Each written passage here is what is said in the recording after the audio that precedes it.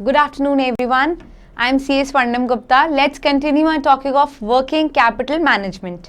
ठीक है, हम लोगों ने first we'll make a quick revision of what we studied in our last class. We studied in our last class about what were the factors affecting working capital, what were the significance of adequate working capital. I'll just make a quick revision of what we studied in the last class. We studied significance of adequate working capital. अगर हमारे पास adequate working capital होगी तो हमारे पास क्या significance होगी, हमने क्या पढ़ा था, हमारा प्रोडक्शन प्रोसेस ठीक से चलेगा, हमारा वेजेस का टाइमली रीपेमेंट होगा, हमारा सैलरी का प्रॉपरली पेमेंट होगा, हमारा इफेक्टिव यूज होगा फिक्स्ड एसेट्स का, रॉ मटेरियल फिक्स्ड एसेट्स में जाएगा, फिक्स्ड एसेट्स वर्क करेंगे क्योंकि fixed assets after a period of time क्या होता है, वो बराबर डिटोरिएट हो रहे हैं, डिप्रिशिएट हो रहे हैं, तो इट्स बेटर कि आप उनका प्रोडक्शन प्रोसेस टाइमली स्टार्ट करें. फिर हमारा गुडविल और रेपुटेशन हमारी बिल्ड होती थी. अगर हमारे पास स्टॉक का प्राइसेस बहुत हाई हो रहा है तो हम अपने पास स्टॉक कलेक्ट कर सकते थे और अपने पास रख सकते थे. उसके बाद हमने करा था डिविडेंड और इंटरेस्ट का टाइमली रीपेमेंट होता था. फिर what we studied factors of working capital requirement. How many factors were there? Cash, inventory, receivables, short term financing option, nature of business, market and demand conditions, technology, operating efficiency. Now then we studied approaches of working capital. Approaches में हम लोगों ने पढ़ी थी 3 तरह की approaches, aggressive, moderate और conservative. Aggressive approach में हमने क्या पढ़ा था? अग्रेसिव अप्रोच में हमने पढ़ा था हम शॉर्ट टाइम इन्वेस्टमेंट करते हैं. शॉर्ट टर्म इन्वेस्टमेंट के बाद उसमें हमारा प्रॉफिटेबिलिटी बहुत हाई होता है, लिक्विडिटी कम होता है. Then we studied moderate approach. What would happen in moderate approach? Moderate approach बीच की होती है, अग्रेसिव और कंजर्वेटिव के बीच की. कंजर्वेटिव में हम लॉन्ग टर्म इन्वेस्टमेंट करते हैं, हम ये मान के चलते हैं कि हमें ज़्यादा पैसे नहीं, बराबर हम ये मान के चलते हैं हम लोन लेते हैं लॉन्ग टर्म के लिए, शॉर्ट टर्म के लिए नहीं लेते हैं. ठीक है. उसके बाद कंजर्वेटिव में प्रॉफिटेबिलिटी इतनी हाई नहीं होती है लेकिन लिक्विडिटी बहुत हाई होती थी. Then we main topic was are operating capital और वर्किंग कैपिटल साइकिल. इसे हम कैश साइकिल भी कहते थे. So what were we starting in operating और वर्किंग कैपिटल साइकिल. देखिए ऑपरेटिंग साइकिल मैंने आपको बताया था रॉ मटेरियल परचेज करने के लिए आपको क्या चाहिए था? कैश. सो सबसे पहले here comes in picture cash. Cash से आप क्या परचेज करते हो? Raw material.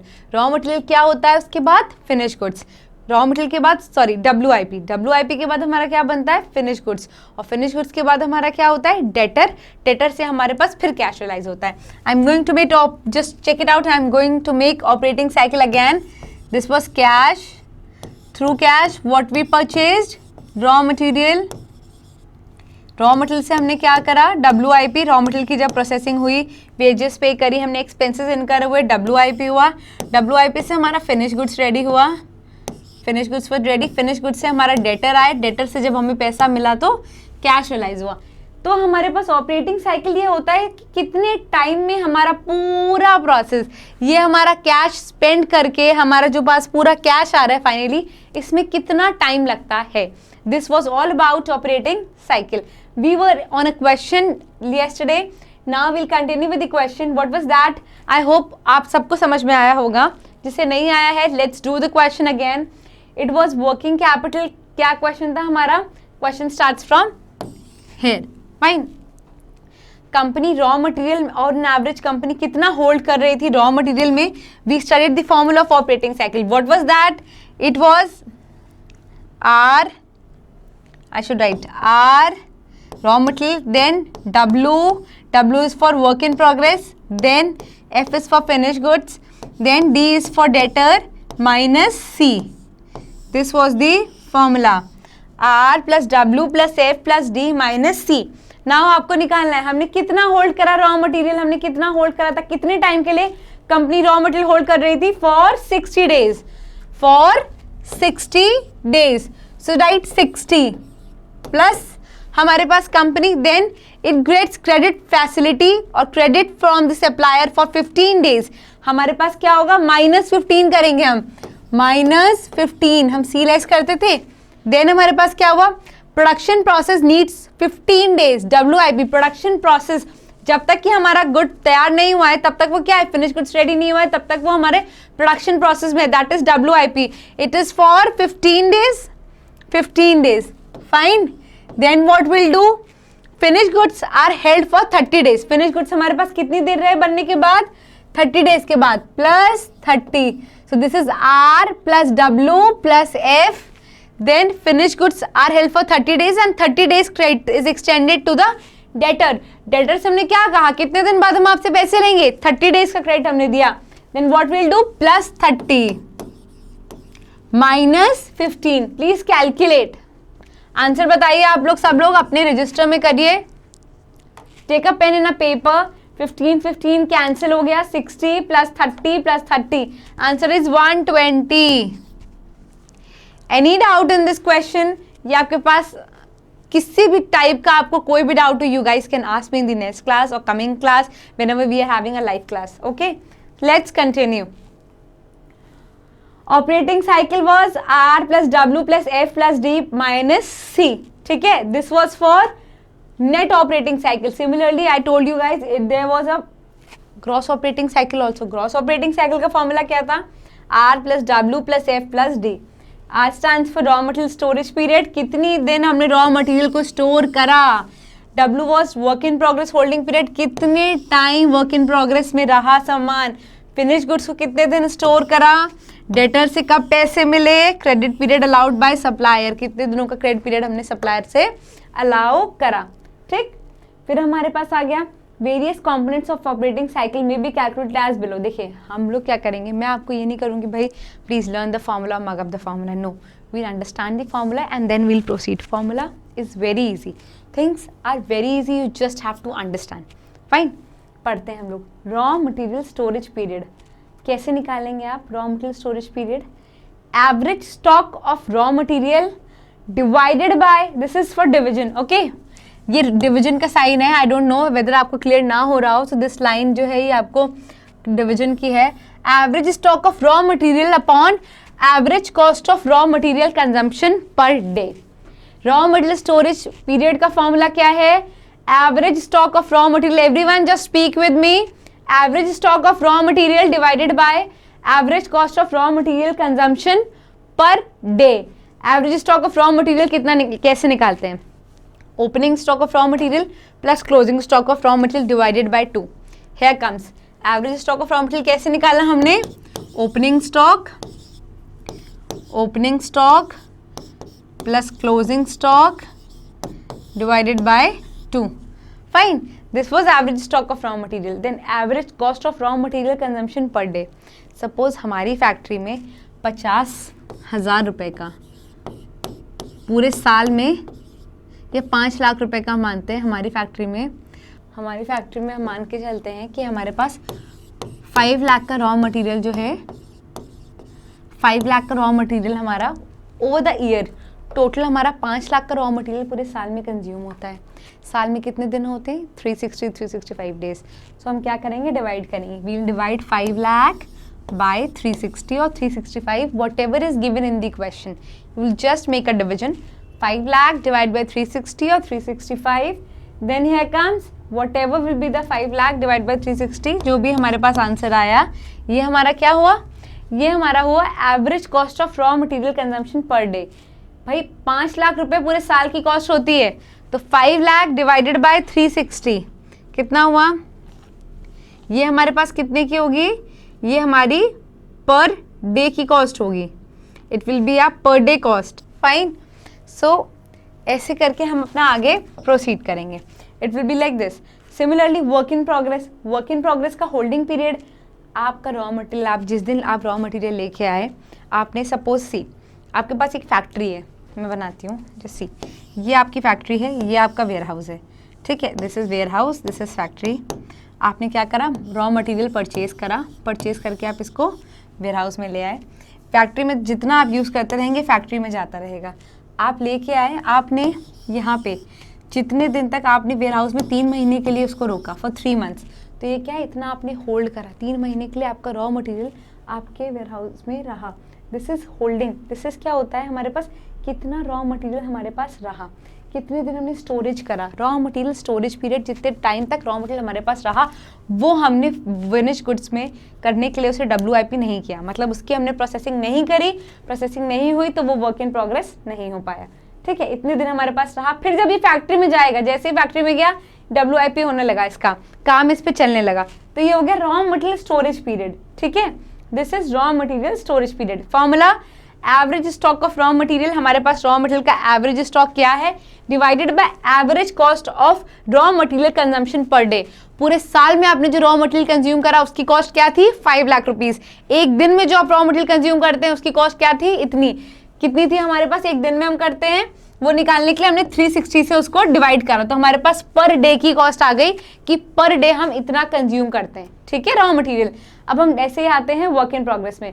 Work in progress का होल्डिंग पीरियड, हमारे पास वर्क इन प्रोग्रेस में जैसे ही हमारे पास रॉ मटेरियल आया, वो काम पे लग गया, हम लोग उसको फिनिश गुड्स बना रहे हैं, कितने टाइम के लिए वो हमारे पास वर्क इन प्रोग्रेस में रहा। इसका फॉर्मूला क्या हुआ, average work in progress inventory.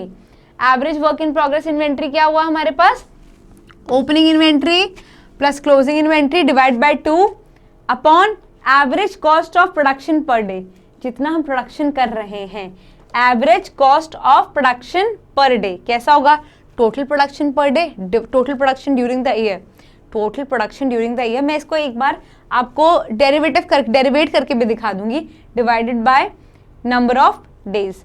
अब हम लोग इसको एक एक करके करना start. Finish goods storage period, finish goods का स्टोरेज पीरियड में क्या हुआ, अच्छा फिनिश गुड्स जो होते हैं वो क्या होता है, कॉस्ट ऑफ गुड्स सोल्ड के बेसिस में, जितना वो कॉस्ट ऑफ गुड्स सोल्ड उनका बेसिक क्राइटेरिया होता है।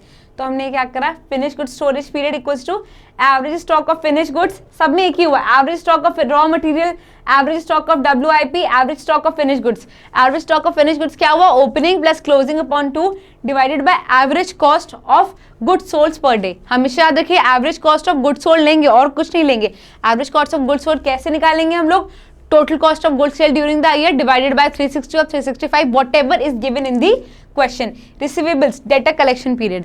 अच्छा एक बात बताइए, ये हम लोग बहुत इंपॉर्टेंट चीज है, look it very carefully, okay, then you will get to know हम लोग क्या पढ़ रहे हैं। बहुत ही ध्यान से पढ़िएगा, बहुत ही you have to understand it in a very सी। हमारे पास हम 5000 रुपीज़ की रोज़ सेल कर रहे हैं, 5000 रुपीज़ की हम रोज़ क्रेडिट सेल कर रहे हैं। ये डे 1 है, डे 1, डे 2 5000 की, डे 3 भी हमने करा 5000 की, ऐसे करके डे 4 5 6 7 सब जगह से करके डे 10 तक हमने 5000 रुपये की पर डे सेल करी है। ये हमारी क्या हुई हैं, क्रेडिट सेल्स, ठीक है, क्रेडिट सेल्स हुई। डे 10 में हमारे पास कितना पैसा हुआ, डे 10 का हमारे पास कितने रुपए के डेटर हुए, 5000 इंटू 10, इट वॉज 5000 इंटू 10। मैं रिपीट करती हूँ, हम लोग per day we are doing sale of ₹5000 per day. 10 days के बाद हम लोगों को डेटर्स को हम लोग 10 डेज़ का दे रहे हैं क्रेडिट पीरियड, मतलब कि 10 डेज़ का क्रेडिट पीरियड दिया, मतलब 10 दिन बाद आप हमें पैसे वापस करेंगे। हम आपको 10 दिन के लिए हमने 5000 की सेल करी, 10 दिन बाद इनको पैसा, 1 तारीख को जिनको सेल करी उनको 11 को पेमेंट करना है हमें, ठीक है। तो हमारे पास 50,000 रुपीज़ हैं, 50,000 रुपीज़ 10th डे पे हमारे पास क्या हुआ, 10 डे में हमारे पास 50,000 का डेटर हुए, 50,000 के डेटर हुए, ठीक है। अब 11th डे, अब जब हम 11th डे बात करते हैं, फिर हमारे 5,000 की सेल हुई, तो क्या हुआ, फिर 12th डे फिर 5,000 की सेल हुई, फिर 13th डे फिर 5,000 की सेल हुई। सो क्या हमारे पास 11th डे कितने रुपीज़ के डेटर होंगे, 11th डे हमारे पास डेटर कितने रुपीज़ के होंगे, 11th डे भी हमारे 50,000 रुपीज़ के डेटर होंगे। क्यों, क्योंकि 5,000 का रीपेमेंट हमें हो चुका है। 12th डे क्या होगा, 12th डे भी हमारे पास 50,000 के डेटर होंगे। क्यों, क्योंकि ये हमारे पास 5 ऊपर 5 नीचे, ये हमारे पास रीपेमेंट होता जा रहा है, मतलब 10th डे इसका मतलब है, अगर हम कहते हैं हमारे पास 50,000 रुपीज़ का क्रेडिटर डेटर है हमारे पास, तो हमारा बराबर रीपेमेंट वो करते जा रहे हैं। 10 दिन 5-5 हज़ार रुपए की हमने क्रेडिट सेल करी, उसके बाद 10 दिन तक, उसके बाद 10 दिन का हम लोगों ने उनको क्रेडिट पीरियड अलाउ करा डेटर को कि हम आपको उधार दे रहे हैं फॉर 10 डेज ओनली, 10 डेज बाद आपको रीपेमेंट करना है। इन्होंने 10 डेज के बाद हमें रीपेमेंट कर दिया, तो 50,000 हमारा क्या हुआ, 10 डेज का हुआ, 5,000 1 डे का, तो 50,000 10 डेज का। अब 11th डे भी 50,000 होगा, क्यों, क्योंकि जो हमारा पास फर्स्ट डे वाला था उसको 11th डे रीपेमेंट करना है, तो ये हमारा कितने दिन का, हमारे पास 50,000 ही हमारा कंटिन्यू रहता चलेगा। इसका मतलब है हमारे पास 10 दिन का क्रेडिट पीरियड है। फाइन एवरीवन, ये हमारे पास होता है debtor receivable collection period. Receivable collection period क्या हुआ, एवरेज रिसीवेबल्स क्या हुआ, ओपनिंग रिसीवेबल्स मतलब opening debtor plus closing debtor divided by 2 and average credit sales per day. हमने पर डे कितनी क्रेडिट सेल्स करी, 5,000 की क्रेडिट सेल हम कर रहे थे ना हमारे एग्जाम्पल में, तो हम कितनी क्रेडिट सेल कर रहे हैं per day, that is our average credit sales per day. Same thing applies with creditor, average payables creditor को हम लोग क्या कहते हैं, पेबल्स। वाई, रिसीवेबल्स उनसे हमें पैसा मिलना है, क्रेडिटर पेबल उन्हें हमें पैसा देना है। तो ये हुआ हमारे पास average payables divided by average credit purchase per day, हम पर डे कितनी क्रेडिट परचेज कर रहे हैं। Okay, I think you all are okay with the formula. Formula को आप सिर्फ रट नहीं रहे हैं, आप समझ रहे हैं। Repeating it again, just learn it, just mug it और whatever, this is very important. एक क्वेश्चन आता है आपके पास ऑपरेटिंग साइकिल का, देखिए रॉ मटेरियल स्टोरेज पीरियड का फॉर्मूला क्या हुआ, average stock of raw material, average is always opening plus closing divide by 2, then average cost of raw material consumption per day. Average cost of raw material consumption per day निकालने के लिए हमने क्या करा, total raw material का consumption year में कितना हुआ डिवाइडेड बाय कितने दिन है साल में, ठीक है, डिवाइड बाय 360 और 365 what ever is given in the question. फिर WIP की हम बात करें, प्रोडक्शन से कंसर्न होता है, average cost of production per day. Finish goods की बात करें, ऊपर वाला तो opening plus closing divide by 2 सब में सेम है, average cost of goods sold per day. Okay, then average cost of goods sold per day कैसे निकालेंगे, total cost of goods sold during the year divided by number of days, data collection period and creditor collection period. I hope you all are okay with this. Please read this again, go with the formulas. I'm giving you a minute, just read the formulas. I think आप लोगों को formula समझ में आ गए। See, working capital management is a very easy subject and every subject is very easy subject until unless आपको समझ आता है। जो आपको नहीं समझ आएगा that subject will become very difficult for you, और जो आपको समझ आ जाएगा वो आपके लिए बहुत ईजी होगा। तो इट्स अप टू यू, अगर आप उसे अच्छे से पढ़ेंगे तो आपको हर चीज़ समझ आएगी। नथिंग इज टफ तब चीज़ें होंगी जब आप लोग उसे समझेंगे नहीं, उसे पढ़ेंगे नहीं। कितनी बार हमें लगता है यार ये चीज़ बहुत टफ है, वो कर लेते हैं, वो कभी 12th के बोर्ड्स ही बहुत टफ होते थे, वी क्रॉस द एग्जामिनेशंस ना। So just think that everything is easy and you are able to do everything, ठीक है। अब हम यहाँ पे आते हैं estimation of working capital requirement. कुछ चीज़ें ये मैंने बीच में इसलिए डाला है, आप लोग देख लें कि करंट एसेट्स में क्या क्या आता है। अगर आपके पास वर्किंग कैपिटल निकालने के लिए आता है, क्वेश्चन आता है कैलकुलेट वर्किंग कैपिटल, नेट और ग्रॉस प्लीज चेक कर लीजिएगा। अगर कुछ नहीं लिखा होता है तो वर्किंग कैपिटल होता है current assets minus current liabilities, but if it is written calculate gross working capital then always remember you have to just add all the current assets and put it together in a place. It is only all the current assets. Gross, मैंने बताया था ना, gross working capital was current assets and net working capital was current assets minus current liabilities. Okay, so moving on. Current assets में हमें क्या calculate करना है, current assets में क्या क्या आया, इन्वेंट्रीज। इन्वेंट्री हमारे पास किस किस चीज़ की होंगी, रॉ मटेरियल की, वही पैसा रॉ मटेरियल में रहेगा, same will go in WIP finish goods. तो इन्वेंट्रीज हमारे पास 3 हो गई, raw material, WIP finish goods. Then receivables हमारे डेटर होते हैं, हमारे बिल्स ऑफ एक्सचेंज आप सब लोगों ने पढ़ाई होगा अपने अकाउंट्स में, शुरू से ही पढ़ते आ रहे होंगे what are bills of exchange. तो ये हमारा हो गया ट्रेड डेटर्स एंड बिल्स। फिर मिनिमम कैश बैलेंस, कैश भी हमारा करंट एसेट होता है, यू ऑल नो, कैश हुआ। Then we get cross working capital, this is it, cross working capital. अगर आपके क्वेश्चन सिर्फ क्रॉस वर्किंग कैपिटल मांग रहा है, आप यहीं पे रुक जाएंगे, you will not proceed further. But if the question is asking for net working capital, then you have to proceed further and solve the complete question. Now current liabilities, what are there in the current liabilities? Trade payables. Trade payables means creditor. Bill payable, wages payables, ठीक है, जो हमें wages देने हैं अभी हमारे due हैं। जैसे यहाँ पे हमारे पास एक और चीज़ आती है, prepaid expenses. Always remember prepaid expenses, ठीक है। यहाँ पे हमारे पास bills payable, wages payable, overheads payable, जो हमें हमारी लाइबिलिटी है, जो हमें पे करने हैं, करंट लाइबिलिटीज़। ये हमारे पास current assets minus current liabilities आ जाता है। एक सेफ्टी मार्जिन ऐड करते हैं, सेफ्टी मार्जिन क्या होता है हम आगे पढ़ेंगे। Then here comes working capital, net working capital. Okay fine, I think everyone is okay. Now we'll move proceed further towards an another question of working capital cycle. हम लोगों ने सब पढ़ा हुआ है, और operating cycle we have studied the formulas, we have studied how the formulas, what the formulas mean, ठीक है। now we should continue, क्या है, from the following information of XYZ Limited you are required to calculate net operating cycle period. net operating cycle का period आपको बताना है कितना है, number of operating cycles in a year, और एक साल में कितनी ऑपरेटिंग साइकिल होती हैं, कितनी चलती हैं, ठीक है। देखिए क्वेश्चन में क्या क्या दिया है। Moving on to the question, एक एक चीज़ हम पढ़ते रहेंगे, उसे सॉल्व करते रहेंगे। Raw material inventory consumed during the year, raw material inventory कितनी कंज्यूम हुई एक साल में, हमारे पास 6 lakh rupees. Average stock of raw material, question क्या था हमारे पास रॉ मटेरियल का स्टोरेज पीरियड निकालने का, it was average stock of raw material divided bye raw material inventory consumed per day, per day. तो 6 लाख को 360 से डिवाइड करेंगे तो पर डे आ जाएगा, और average stock of raw material हमें दिया हुआ है, तो रॉ मटेरियल स्टोरेज पीरियड हमारे पास आ जाएगा। ठीक है, इन द सेम वे हम WIP का करते थे, वर्क इन प्रोग्रेस इन्वेंट्री दी हुई है 5 lakh rupees, average work in progress inventory ये दी हुई है, then work in progress inventory ये पूरे ईयर की है, हम इसको क्या करेंगे, इसको हम निकालेंगे पर डे का, divide by 360। Cost of goods sold during the year दिया हुआ है, हम डिवाइड करेंगे 360 से तो क्या आ जाएगा, पर डे का आ जाएगा। Average stock of finish goods held, ये तो हम ऊपर लिखते ही थे, ये हमारा फॉर्मूला पढ़िएगा। Average collection period from debtor, average collection period और एवरेज क्रेडिट पीरियड अवेल्ड।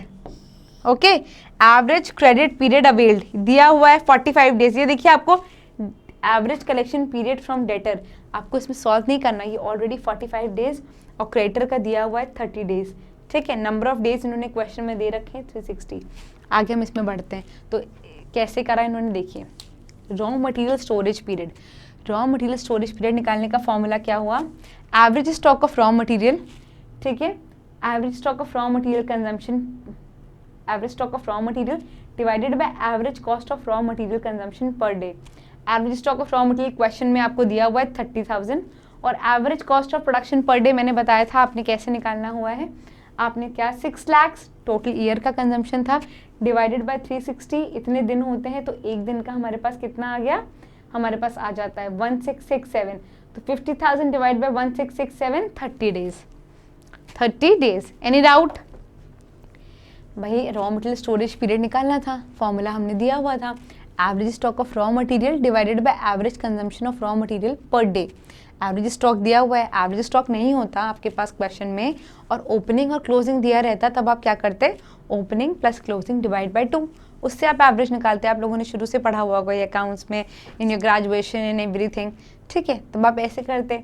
अब आपके work in progress holding period, in the same way work in progress holding period, हमारे क्वेश्चन में average work in progress inventory दिया हुआ है, that is 30,000, और average cost of production per day क्या हुआ, 5 लाख डिवाइडेड बाय 5 लाख दी हुई थी average cost of production per year, per year की पूरे साल की कितना प्रोडक्शन कॉस्ट थी, डिवाइड बाय 360 कर दिया, हमारे पास आ गई कि एक दिन की इतनी है। ठीक है, इतने inventory, work in progress inventory एक दिन की ये है एवरेज की, और ये हो गया हमारे पास 1389। ठीक है, दिस इज 22 डेज, ये हमारे आ गए 22 डेज। फिर आते हैं फिनिश गुड्स का। फिनिश गुड्स में मैंने बताया था आपको कॉस्ट ऑफ गुड्स सोल्ड हम लेते हैं, तो हम लोगों ने कॉस्ट ऑफ गुड्स सोल्ड ले लिए। ये हमारे पास क्या हो गया, average stock of finish goods divide by average cost of goods sold per day. Average stock of finish good कितना था, 40,000। Average cost of goods sold during the year was 8 lakh rupees divided by 360, here it comes 2222, कितना आया हमारा 18 days. तो receivable collection period हमें question में दिया हुआ है 45, और क्रेडिट का अलाउड जो हमारे पास क्रेडिटर्स ने अलाउ किया है क्रेडिट पीरियड वो 30 दिया है। अगर हमें ये नहीं दिया रहता तो हम इसको भी कैलकुलेट करते हैं प्रॉपर फॉर्मूला से, but because we all these things are given in the question, it makes us question easy for us.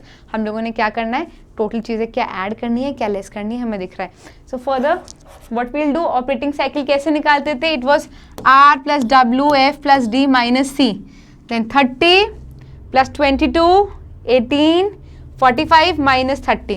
See, 30 days was for raw material, then 20 days for WIP, then it was 30 days for raw material, 22 days for WIP, then 18 days for finished goods. So 30, 22 plus 18, then it was 45 days for debtor and minus 30. There comes the answer, it is 85 days. So number of operating cycle, ये हमारे पास आ गया net operating cycle. एक साल में ये पूरा काम होने में कितना टाइम लगता है, 85 डेज लगते हैं। कितना, 85 डेज।